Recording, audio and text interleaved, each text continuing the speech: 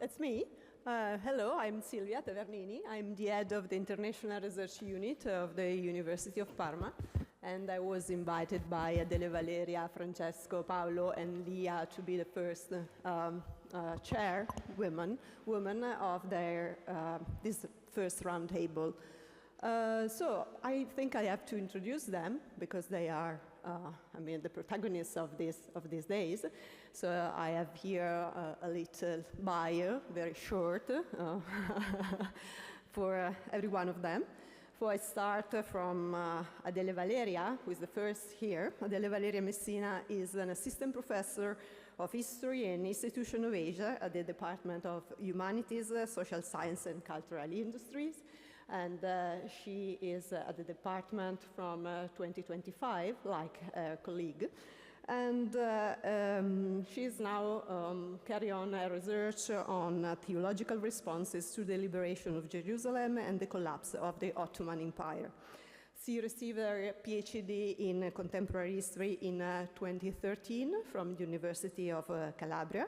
And so far, she has contributed as an expert to international initiatives, including a UNESCO project on Iraqi heritage, and serves on academic committees related to interreligious studies and Holocaust research. She has published numerous work, including the book American Sociologies and Holocaust Studies, published for Academic Studies Press in 2017, and now the book is also in open access. Several scholarly articles, and she also co-edited Jews in Dialogue, Jewish Responses to the Challenges of Multicultural Contemporaneity for Brill in 2020. I was correct. I said everything. Okay, thanks.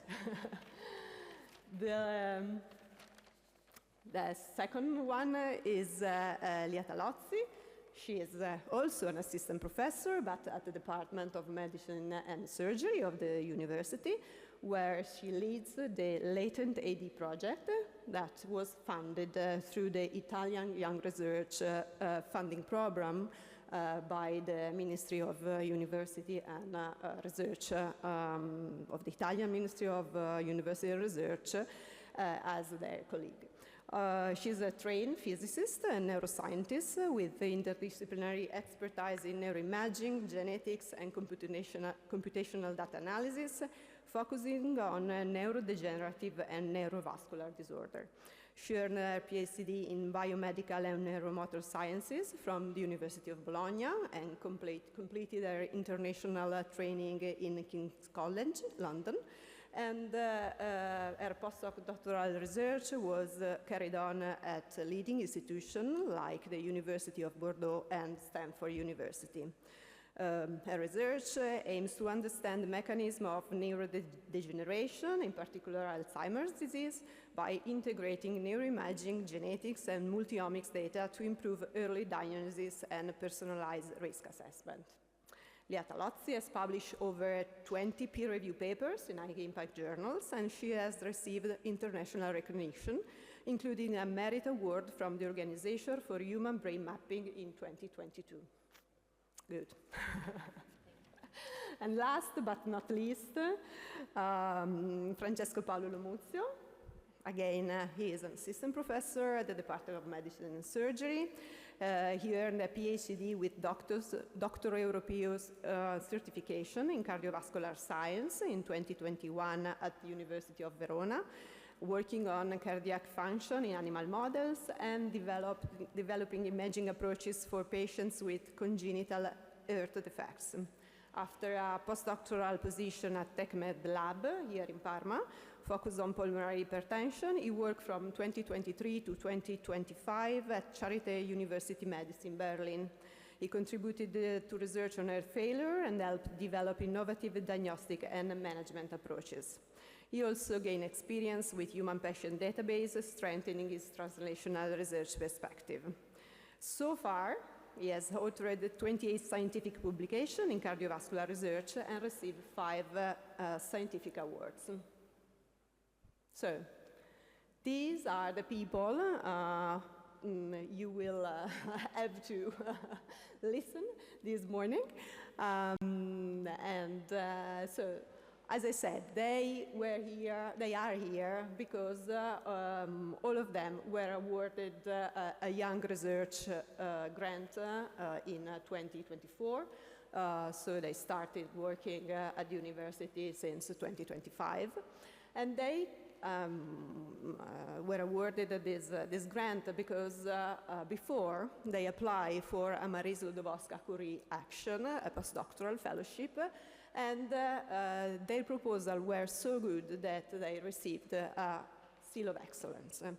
So I would like to start from the very beginning, because at the beginning there was the Marie Skłodowska-Curie action. So I ask you, Adele, Valeria, what is a Marie Skłodowska-Curie postdoctoral fellowship? Thank you. Okay, thank you for the question, Silvia. A Marie Skłodowska-Curie Action Fellowship is a very, very competitive postdoc fellowship. It's considered a kind of a flagship postdoc grants under the program, and is a very important, or better, is it's designed to young scholars who have already the doctorate, to deepen them to continue the research in Europe or at international level by working on international projects, and is very important because it permits to foster, to boost their expertise at international level. But let me very, very quickly to focus on the name of this fellowship, because the name, it's not a simple acronym. Marie Skłodowska-Curie Actions. Okay, actions is very clear.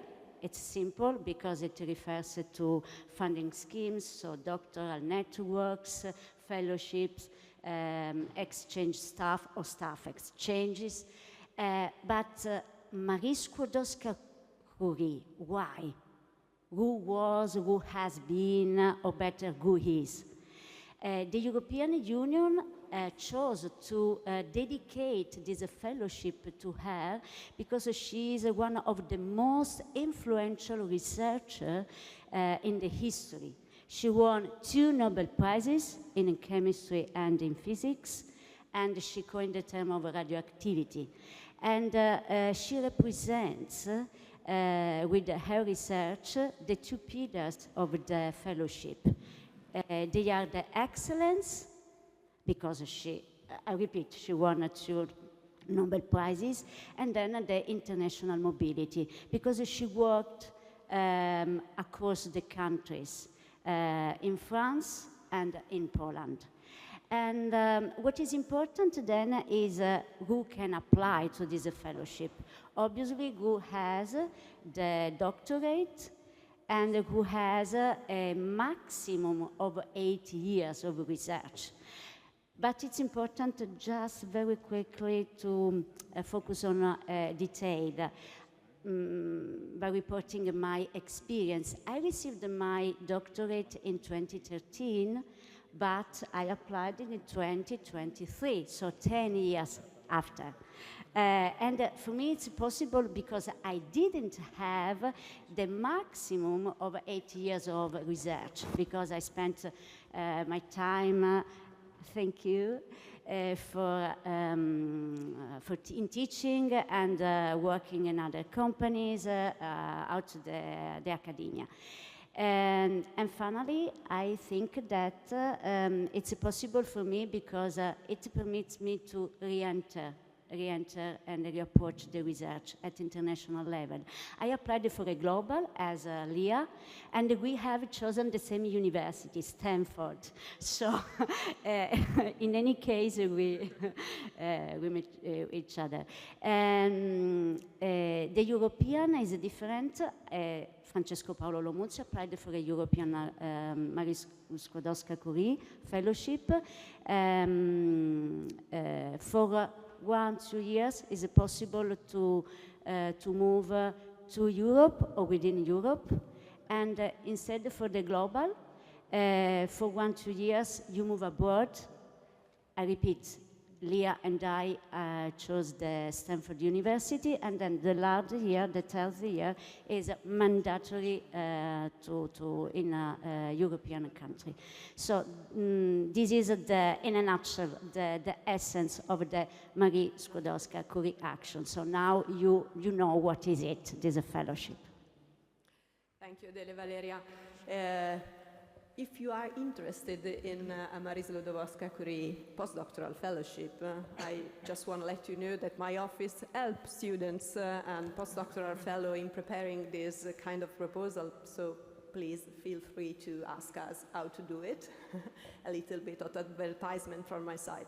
So I will go there, so I will sit down, but before I will ask Leah, because we talk a lot about this seal of excellence, but maybe it's better if Leah can explain all the audience what is a seal of excellence. Certainly. Hi, everyone. So after you write your proposal, you submit it, and reviewers all over the world, like experts in your field, will evaluate your proposal. Generally, there are 2 reviewers, and you're gonna have like an average of the scores that both of them will provide you. The scores typically are how innovative is your project, how feasible is your project, if you are detailed in thinking about what you're gonna do in these 2 years. So all of these scores will provide you a final evaluation. Before applying, you think a lot about the project, and usually the projects are all good proposal. But you have a score, and the European Union has no infinite funding. So at a certain point, they can fund, let's say, up to 5,000. I don't know, 2,000. That is the 12% of the total applicants. But you have a score because people worked and actually evaluated your project. And if you receive a score that is above 85, then it's really close to the maximum, that is 100. And you receive this certification, that is the seal of excellence. So your proposal was actually evaluated as excellent, but the European Union literally finished the money to fund your project. But this seal, this recognition help you because at the national level, all the governments are aware about this limited funding of the European Union. And so you kind of have a privileged route to apply to other granted opportunities. As here in Italy, thanks to the PNRR, they open a call, the Next Generation EU, and under the Young Researcher Award, if you have received from the European Union the Seal of Excellence, you could apply. And so this is how it works. The Seal of Excellence is an important recognition for you and allows you to apply to other calls that required this high score evaluation. So, okay. Was it clear? I think so. Okay. It was clear? Yes. So, my third question is for you, Francesco. So, beyond your personal result, you were successful, but unfortunately not. So, for reaching the top, what are your considerations on the Marie Skłodowska-Curie funding? Sorry, on the Marie Skłodowska-Curie funding program.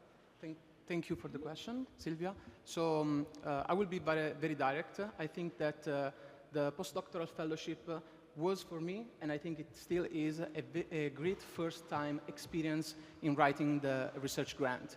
And that's a very difficult set of skill that is required from writing a scientific publication. We are researchers, so we always write scientific research, but it's very different. You need to change your perspective to a more management skill. You have to be very organized and also understand the real assessment of the impact both on the society and economic-wise. So you need basically to do the postdoctoral fellowship, at least try out, because it's a very good experience. Yeah. Thank you, Francesco. So my next question was for Adele Valeria, but I can move to someone else. I'm here. Okay, I'm thanks. ready. Okay. So we talk about the Marisa Ludowska-Curie Fellowship, Francesco and Leah talk about the Recovery and Resilience Plan, which actually funded your actual grant. So what step did you take to move from your global, in your case, postdoctoral fellowship to your national proposal? Yeah, it's very, very simple because after this, the application for the first time of the Marie Skłodowska-Curie Fellowship, I received the possibility by checking online, because there is a great portal on the European Union. I decided to apply to continue my research. I considered that it was a great opportunity at a different level, so I applied for this possibility offered by our minister, and I think it was great because they permitted me to continue my research, so in a very simple way. Okay, thank you. So I think all of you talk about writing the proposal. That was not easy at the beginning, and it's not the same thing that writing papers. But I ask you, Leah, when you start writing for the Marisa Ludowska postdoctoral fellowship, it was the first time you apply for research funding, or you start applying for other, grants before? In my case, I think was the first time as a principal investigator. Like before, I was applying as a co-PI in Italy once, in my first year of postdoc, but it was completely different. Like in the Marie Curie project, you have a lot of requirements, you have to tick a lot of boxes when you write, and so that was a great school for me, and actually helped me enter in this mindset of convincing someone that this is a great idea, that you are able to do it and you can do it. And that was a mind changer for me. And I was lucky because I could talk with people that already applied, and so really helped me in this process. And so for me it was the first time at that level, so such an important fellowship, and as a principal investigator. Yeah. Okay, thank you. So I think this is the last question. Leah, you said that the opportunity of writing a proposal changed your mindset. So I asked Francesco, do you think that preparing the proposal, the postdoctoral fellowship and the national fellowship, I don't know if you are still trying to apply for other funding, made you a more independent researcher? Absolutely.